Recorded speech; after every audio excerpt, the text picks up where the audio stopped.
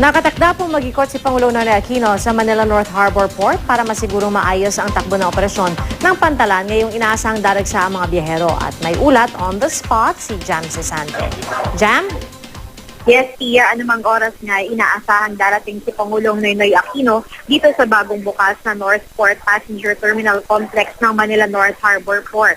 Ito ang unang stop sa kanyang pag-iikot sa mga pantalan para siguraduhin maayos sa takbo ng operasyon ngayong inaasahang dadagsa ang mga tao na pauwi sa kanila mga probinsya para sa undas. Pagkatapos nito ay mag-i-inspeksyon naman ng Pangulo sa Southwest Integrated Provincial Transport System sa Baclaran kung saan dumadaan ng 1,000 provincial buses at mahigit 2,000 city buses. Mamayang alas 3 hanggang alas 8 ng gabi, inaasahang aabot sa 50,000 na pasahero ang sasakay ng mga bus doon.